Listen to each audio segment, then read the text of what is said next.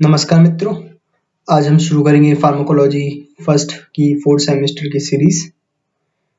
सबसे पहले हम बात करेंगे डेफिनेशंस की और historical landmarks and scopes of pharmacology. Content है इसमें definition, historical landmarks, scopes of pharmacology. Notes के लिए विजिट करें टेलीग्राम @pharma_edu। तो आज का टॉपिक शुरू करते हैं। सबसे पहले आएंगे डेफिनेशंस पे। डेफिनेशन फार्माकोलॉजी की। फार्माकोलॉजी बना है दो शब्दों से, एक है फार्माकॉन और एक है लोकस। फार्माकॉन बना है ग्रीक वर्ड जिसका मतलब होता है ड्रग या कोई पोटेंट सब्सटेंस जो थेरेपेटिक एक्शन शो करे, और लोगस मतलब होता है डिस्कोर्स इन ग्रीक में, जिसको हम नॉर्मली भाषा में कहेंगे स्टडी ऑफ ड्रग। सो ऐसे हो जाएगा study of drug. So pharmacology is a branch of science that deal with interaction of exogenously administered chemical molecules with living system, which in turn alter the normal biochemical functions। यानी ये interaction है exogenous, यानी जो बाहर से दिया गई chemical molecule है, जैसे कि ड्रग हो गई हमारी, तो ये इसका इंटरेक्शन और इस लिविंग सिस्टम में बॉडी का इंटरेक्शन की साइंस, ब्रांच ऑफ साइंस को फार्माकोलॉजी कहते हैं। नेक्स्ट है pharmacodynamics. Pharmacodynamics it involves study of pharmacological and biochemical effect of drugs and their mechanism of action at macromolecular and subcellular organ system level। In other words, the effect of the drug to the body। यानी कोई भी drug जब body में कोई भी physiological या biochemical effect show करे और उसके मैकेनिज्म ऑफ एक्शन साइट हो मैक्रोमोलिकुलर और सब सेलुलर या ऑर्गन सिस्टम लेवल पे, तो हम यहाँ पे उनकी इफेक्ट की स्टडी करेंगे। यानी सिंपल भाषा में बोले तो ड्रग के इफेक्ट, बॉडी पे जो इफेक्ट हो ड्रग का, जो भी ड्रग हमने ली उसका बॉडी पे इफेक्ट कोई हम यहाँ पे पढ़ते हैं। नेक्स्ट डेफिनेशन है फार्माकोकाइनेटिक्स की। फार्माकोकाइनेटिक्स अगेन दो भाषाओं से बना है, सॉरी ये दो शब्दों से बना है, फार्माकॉन और काइनेटिक्स। फार्माकॉन शब्द है ग्रीक का और काइनेटिक शब्द भी ग्रीक का है। फार्माकॉन यानी ड्रग, काइनेटिक्स यानी मूवमेंट। काइनेमेटिक जैसे हम पढ़ते हैं तो वहां पे मूवमेंट ही पढ़ते हैं, तो ये काइनेटिक्स है, वहीं से आया है मूवमेंट। तो इसमें हम पढ़ते हैं ड्रग के मूवमेंट को और उसकी अल्टरेशन को, उसमें क्या क्या चेंजेस हुए ड्रग जब बॉडी में गई। इसमें पढ़ेंगे हम ड्रग के एब्जॉर्प्शन, ड्रग बॉडी में किस प्रकार एब्जॉर्ब हुई या किस रूट से एब्जॉर्ब हुई, उसके डिस्ट्रीब्यूशन कहाँ कहाँ वो डिस्ट्रीब्यूट हुई, उसकी मेटाबॉलिज्म, उसकी क्या क्या कैटाबॉलिज्म हुआ या उसके में बायोसिंथेसिस पाथवे जो चेंजेस आए, मतलब जो अल्टरेशन चेंजेस आए उस ड्रग में, और उसका एक्सक्रीशन। तो ये चार चीजें पढ़ते हैं हम फार्माकोकाइनेटिक्स में। Next definition is pharmacotherapeutics।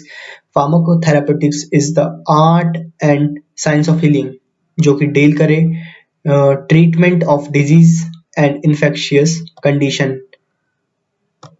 ये विज्ञान की वह ब्रांच है जो कि हीलिंग को डील करे और ट्रीटमेंट ऑफ डिजीज या फिर इन्फेक्शियस कंडीशन में उसका किस प्रकार वो उन चीजों को डील करे। थेरापी तो आप जानती, थेरापी यानी किसी भी ड्रग को जब एक थेरापेटिक एक्शन की तरह यूज किया जाता है तो उस प्रोसेस को ही थेरापीज कहा जाता है। और इसमें it also deals with drug uses and it's method of administration. यानी ड्रग की कौन सी फॉर्म हमें यूज करनी है, जैसे solid doses form, liquid dosage form, tablets, capsule, कौन सी इसकी डोजेस फॉर्म यूज करनी है, या फिर हम उसको उसके मेथड ऑफ एडमिनिस्ट्रेशन, यानी बॉडी में कौन कौन से किस किस तरीके से हम उसको एडमिनिस्टर करें, या तो उसको हम इंजेक्शन के थ्रू इंजेक्ट करें, या कैप्सूल, मेडिसिन, सस्पेंशन, इमल्शन, ये आपने पढ़े होंगे। तो उसके यही है वो मेथड ऑफ एडमिनिस्ट्रेशन। तो वहाँ उन चीज़ों की स्टडी ही हम फार्माकोथेराप्यूटिक्स में करते हैं। Next is clinical pharmacology. Clinical pharmacology, it is a scientific study of drug in man. It involves pharmacokinetics and pharmacodynamics, investigation in patient, evaluation of efficacy। evaluation यानी उसकी मूल्यांकन करना, उसको नापना, मेजर करना कि उसकी एफिकेसी कितनी है, यानी उसकी पोटेंसी कितनी है, कितना इफेक्ट शो कर रही है वो। और उसके सेफ्टी पैरामीटर यानी वो उसकी सेफ्टी है, क्या उसके कोई साइड इफेक्ट हैं। और कंपैरेटिव ट्रायल्स भी होंगे। कंपैरेटिव ट्रायल्स यानी जब दो ड्रग के बीच में हम कंपैरिजन करें कि किसकी सेफ्टी ज्यादा है, किसकी पोटेंसी ज्यादा है, किसके इफेक्ट ज्यादा है। तो ऐसी कंपैरेटिव ट्रायल्स की स्टडी यहाँ पे क्लिनिकल फार्माकोलॉजी में होती है। Next is pharmacovigilance. Pharmacovigilance is the process and science of monitoring the safety of medicine and taking action to reduce the risk and increase the benefit of medicine। यानी vigilance करना, again monitor करना, drug की safety को monitor करना, उसकी reduce, उसके जो risk factor है उसको कैसे हम कम करें, उसके रिस्क फैक्टर को कम, और उसके बेनिफिट से उनको इंक्रीज किया जाए। बेसिकली किसी भी ड्रग की मॉनिटरिंग करना, उसके जो भी रिस्क फैक्टर है उनको कम करना, और उसकी जो बेनिफिशियल फैक्टर्स है, बेनिफिशरीज फैक्टर हैं, उनको इंक्रीज करना मेडिसिन में। तो यही प्रोसेस है इसमें, और यही फार्माकोविजिलेंस कहलाता है। Next is addiction. एडिक्शन क्या होता है? एडिक्शन इज हैबिचुअल अर्ज होती है, एक हैबिचुअल आदतन इच्छा होती है of pharmaco active drug, psycho active drug यानी जो ब्रेन को यहाँ स्टिमुलेट करे, जो CNS स्टिमुलेंट ड्रग होती हैं जैसे, तो वही शब्द है साइको एक्टिव ड्रग। इसके कारण क्या होता है? साइको एक्टिव ड्रग के कारण हमें प्लेजर फील होता है, उसके कारण हम उसका रिपीटेड यूज करते हैं और कंटिन्यूअस यूज करते हैं। लेकिन जब हम इसको डिसकंटिन्यू कर देते हैं, डिसकंटिन्यू, एब्रप्ट यानी सडनली, हमने सडनली ही छोड़ दिया, एब्रप्ट यानी सडनली, तो सडन उसके डिसकंटिन्यू करने से उसकी विड्रॉयल सिम्टम्स शो होते हैं। Next is agonist. Agonist basically mimic कहलाता है। मिमिक जो नॉर्मल फार्माकोलॉजिकल, जो नेचुरल बॉडी में फिजियोलॉजिकल फंक्शनिंग चल रही है, जो बॉडी में नॉर्मल फिजियोलॉजिकल फंक्शनिंग चल रही है, उसको ही मिमिक करना। तो ऐसे थेरेप्यूटिक सब्सटेंस जो कि मिमिक करें, जो कि कॉपी करें pharmacological response of natural occurring substances, जो भी नॉर्मल अकरिंग सब्सटेंसेस जो हैं एक्ट कर रहे हैं बॉडी में, और जो नॉर्मल फिजियोलॉजिकल इफेक्ट शो कर रहे हैं, उनको कॉपी कर रहे हैं, वही एगोनिस्ट कहलाते हैं। और एंटागोनिस्ट हैं अपोजिट, जो भी अपोज करें एगोनिस्ट इफेक्ट को, या जो ड्रग जो कोई थेरापेटिक इफेक्ट शो ना करे, कोई रेस्पॉन्स शो ना करे, और वो कैसे शो नहीं करेंगी, या तो वो रिसेप्टर को बाइंड कर लेंगी। रिसेप्टर एक वह साइट होती है सेल मेम्ब्रेन में जहाँ पे कोई सी भी पोटेंट ड्रग जाके एक्ट करती है, उसके कारण ही फिजियोलॉजिकल या फिर उसमें थेरापेटिक बायोलॉजिकल चेंजेस आते हैं उस सेल के अंदर। एट द एंड वही प्रोसेस आगे चल के थेरापेटिक इफेक्ट शो करता है बॉडी में।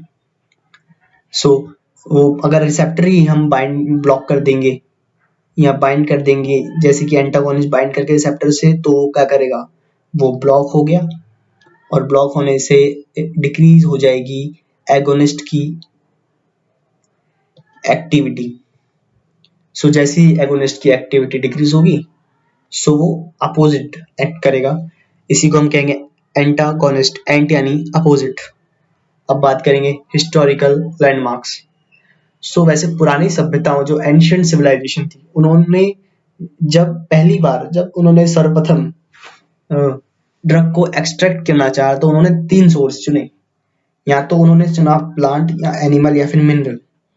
उन्होंने ये 3 सोर्स चुने, और इन्हीं के आधार पर उन्होंने फिर आगे चल के फाउंडेशन भी हुआ। फार्माकोलॉजी जो सब्जेक्ट हमारा है, इसी का फाउंडेशन आगे चल के इन 3 सोर्सेस ऑफ मेडिसिन से ही आगे चल के इनका फाउंडेशन बना। और ये जो प्लांट, एनिमल और जो मिनरल ड्रग थी, इनको एक्सट्रैक्ट करना या इनका यूज करना, इनकी ऑब्जर्वेशन, उन्होंने इंटेलिजेंट ऑब्जर्वेशन करी, जैसे प्रचलित होती है चीजें, आज भी प्रचलित है ट्रेडिशनल मेडिसिन जो प्रचलित हैं, तो ये उसी की बात चल रही है। जैसे कि डिजिटैलिस लीफ है, डिजिटैलिस आज भी यूज होती है, और पेनिसिलिन। सो पेनिसिलिन की डिस्कवरी बाद में है, बट डिजिटैलिस लीफ ये प्लांट एक्सट्रैक्ट है। और ये जैसे बात करें पेनिसिलिन, सो ये एक बैक्टीरियल एक्सट्रैक्ट है, बैक्टीरियल नहीं फंगी एक्सट्रैक्ट है। ओके, सो आज के दौर में लेकिन वो चीजें सब बदल गई हैं। आज के दौर में ऑर्गेनिक केमिस्ट्री के थ्रू उसके स्ट्रक्चर जो माइक्रोस्कोपिक स्ट्रक्चर उसको देखेंगे, फिर उसमें चेंजेस करके हम आगे उसमें किस प्रकार थेरेपेटिक ना या बायोलॉजिकल इफेक्ट को शो करने वाली या बॉडी में कोई भी चेंज करने वाली चेंजेस करते हैं उस ड्रग में, तो वो सब उन सब का जिम्मा लिया है हमारे फार्माकोगनोसिस ने। और जैसे जैसे हमारी नॉलेज भी बढ़ रही है, वैसे वैसे नई नई डिस्कवरीज हो रही है, मॉलिक्यूलर टारगेट्स में डिस्कवरी हो रही है, यानी मॉलिक्यूलर टारगेट्स है उसकी जो ड्रग की मॉलिक्यूलर माइक्रोस्कोपिक पोजीशनिंग है, जो वहीं की स्टडी है। सो लैंडमार्क्स देखेंगे हम, कौन कैसे कैसे फार्माकोलॉजी या ड्रग का डेवलपमेंट हुआ। तो सबसे पहले पेन साओ एक चाइनीज थे। इन्होंने एक हर्बल मेडिसिनल बुक लिखी जिसे हम मैट्रिया मैंडिका, बहुत इंपॉर्टेंट बुक है मैट्रिया मैंडिका, अब तो खैर है नहीं, बट हाँ आज भी इसकी उपयोग किया, मतलब आज भी इसका महत्व तो है ही। तो ये मैट्रिका मैंडिका ये बुक में लगाई हुई है।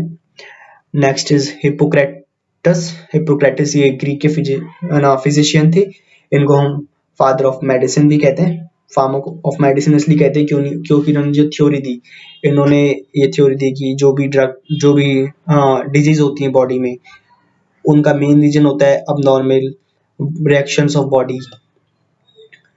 कोई सी बॉडी में डिजीज होने का कारण इन्होंने कहा कि एक नॉर्मल रिएक्शन ऑफ बॉडी अब नॉर्मल रिएक्शन हो रही है, नॉर्मल नहीं हो पा रही, जो कि इंड्यूस करती है ना डिजीज को। और उसके ट्रीटमेंट के लिए उन्होंने मेटेलिक सॉल्ट का उपयोग इन्होंने इंट्रोड्यूस करा। नेक्स्ट इज थियोफेरेस्टस, ये इनको हम फादर ऑफ फार्माकोग्नोसी का जनक या पिता कह सकते हैं। इन्होंने ही क्लासिफाई करा मेडिसिनल प्लांट को on the basis of medicinal characteristic. सबसे पहले इन्होंने ही क्लासिफाई करा जो भी सारे मेडिसिनल प्लांट्स थे उनको उनकी मेडिसिनल कैरेक्टरिस्टिक्स के बेसिस पे। नेक्स्ट इज वेरियस कॉर्डस थे, इन्होंने फर्स्ट फार्माकोपिया जिसमें कि डिफरेंट टाइप्स की इन्होंने टेक्निक्स इसमें कंपाइल करी। उन टेक्निक्स में थी प्रिपरेशन ऑफ ड्रग्स, की जो भी ड्रग्स हैं उनको प्रिपेयर किस प्रकार किए जाए। Next is Friedrich sir Turner, ये ग्रीक फार्मासिस्ट असिस्टेंट थे, उन्होंने ही आइसोलेट करा मॉर्फिन को इन 1805। सो मॉर्फिन को आइसोलेट करा, यानी हम आइसोलेट करना यानी अलग करना, फ्री फॉर्म में लाना, आइसोलेट करना। नेक्स्ट अब भारत की एक फार्माकोग्निस्ट की बात करेंगे, श्री रामनाथ चोपड़ा जो थे भारतीय फार्माकोग्निस्ट थे। इनको हम भारत के फादर ऑफ इंडियन फार्माकोग्नोसी से नाम से भी जानते हैं। और इन्होंने सर्व करा as director at regional research laboratory of the council of scientific and industrial research. इन्होंने वहां अपनी सेवाएं प्रदान की। ये पोस्ट कार्ड है एक श्री राम नाथ चोपड़ा जी का। Next is Alan Langley and Sir Henry Dale, ये पायनियर थे pharmacology in England and taking a physiological approach. So pharmacology के इंग्लैंड में ये पायनियर थे, पायनियर यानी सबसे पहले पर्सन जो लोग थे जिन्होंने फार्माकोलॉजी सब्जेक्ट इंग्लैंड में डेवलप किया या डिसिप्लिनरी सिस्टमेटिक फॉर्मेट में डेवलप किया। अब मॉडर्न फार्मा ना, ये जो है एल मेयर जोन, इनको हम कहते हैं फादर ऑफ मॉडर्न वेटरियन फार्माकोलॉजी। इन्होंने अपनी पुस्तक लिखी वेटरनरी फार्माकोलॉजी थेरापेटिक्स इन 1954। यहाँ हमारे समाप्त होते हैं हिस्टोरिकल लैंडमार्क्स। अब बात करेंगे स्कोप्स की तो it involve study drug mechanism of action in body and interaction between drug and body. जो भी ड्रग के बॉडी के साथ इंटरेक्शन होते हैं, ये यहाँ पे इनकी स्टडी की जाती है। और यहाँ पे स्कोप देखिए आप, मॉडर्न फार्माकोलॉजी प्रोवाइड करती है हमें वेरियस स्कोप्स। रिसर्च में आप टीचर बन सकते हैं, अकेडमिया में, एकेडमिक स्टडीज में। नेक्स्ट इज इंडस्ट्री में तो वाइडली इसका यूज है ही, क्वालिटी कंट्रोल और drug management, gene based therapies और forensic science. It also consist of pharmacokinetics and pharmacodynamics parameter, जिनकी हमने बात कर ली है। अब बात करते हैं स्कोप्स। कीमोथेरेपी एक सिस्टमेटिक मैलिग्नेंसी या किसी भी डिजीज को किसी पर्टिकुलरली पोटेंट केमिकल सब्सटेंस, किसी भी केमिकली पोटेंट सब्सटेंस से सेलेक्टिव टॉक्सिसिटी के थ्रू किल किया जाए। यानी कोई भी इन्फेक्शियस सेल है, उसको हम किसी भी केमिकल पोटेंट सब्सटेंस से उसकी किलिंग करें बिना किसी असर डाले, नो इफेक्ट और minimal effect on host cell. Chemotherapy का यूज कैंसर में किया जाता है। Next is toxicology. It is a branch of science that deal with toxic substances और poisons is called toxicology. So जो यहाँ पे टॉक्सिक सब्सटेंस और पॉइजन की स्टडी की जाती है। और यहाँ पे जो नॉर्मल जैसे ड्रग होती है कोई भी, अगर उसको हाई डोज में या ओवरडोज कर दी जाए, उसकी दे दी जाए किसी बॉडी में, तो हो सकता है वो पॉइजनस इफेक्ट या फिर टॉक्सिक इफेक्ट शो करेगी। Next is iatrogenic diseases. Iatrogenic diseases are those diseases which are induced by therapeutic medicines. Therapeutic medicines की द्वारा जो दवा, जैसे कोई भी डॉक्टर है या फिर कोई फार्माको या कोई ना मेडिकल प्रोफेशनल है, उसने किसी भी डिजीज को ट्रीट करने के लिए, अंडरलाइंग डिजीज को ट्रीट करने के लिए उसने कोई भी मेडिसिन दी। अब वो मेडिसिन उस जो अंडरलाइंग डिजीज थी जिसको ठीक करने के लिए दी गई थी, वो तो ठीक कर दी, लेकिन उसने एक नई ही डिजीज को उत्पन्न कर दिया, बॉडी में पैदा कर दिया, इंड्यूस कर दिया। तो ऐसी डिजीज को हम आइट्रोजेनिक डिजीजेस कहते हैं।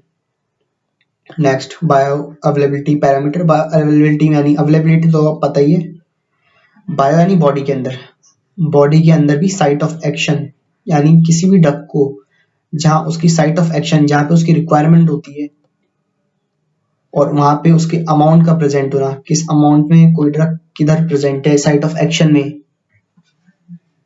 after metabolism. So bioavailability is the amount of drug that is available to the site of action after metabolism. Their parameter are also studied through pharmacology. Next is pharmacoepidemiology. Pharmacoepidemiology, it involves the utilization of the end result of drug or product to a large portion of the society. यानी किसी भी drug का utilisation, उसका जो कोई भी product बना उसका लार्ज पोर्शन पे उसका यूटिलाइजेशन की स्टडी को हम फार्माको एपिडेमियोलॉजी में करते हैं। Next is pharmacovigilance. फार्माकोविजिलेंस में it is part of pharmaco epidemiology. Pharmaco epidemiology जहाँ पे हम स्टडी करते हैं फार्माकोकाइनेटिक्स एंड फार्माकोडायनामिक्स पैरामीटर, और यहाँ पे मॉनिटरिंग तो की जाती है कोई भी ड्रग की अनडिजायर्ड रिजल्ट, यानी अनवांटेड इफेक्ट या अनडिजायर्ड रिजल्ट की बॉडी में क्या क्या उसने साइड इफेक्ट शो करे, उनकी स्टडी फार्माकोविजिलेंस में की जाती है। Next is pharmacogenetics. Pharmacogenetics is involves the study of gene variation that result into difference in drug response in an individual. यानी जब किसी भी जैसे बॉडी में जीन में वेरिएशन हो गया, किसी भी कारण से हो सकता है, वो जेनेटिकली मॉडिफिकेशन भी हो सकती है, कोई एक्सटर्नल सोर्स भी हो सकता है, लेकिन जीन का वेरिएशन हो गया। अब जीन वेरिएशन होने से उस ड्रग पे क्या रिस्पॉन्स पड़ा, वो ड्रग अब किस प्रकार उस डिजीज पे एक्ट कर रही है, उसकी स्टडी हम फार्माकोजेनेटिक्स में करते हैं। आज के लिए इतना ही। उम्मीद है आपको टॉपिक समझ में आए होंगे। नोट्स के लिए आप टेलीग्राम ग्रुप ज्वाइन कर सकते हैं, कलरफुल नोट्स हैं ये, आपको मिल जाएंगे। टेलीग्राम में सर्च करिए medfarm_edu, वहीं पे मिलेंगे। धन्यवाद।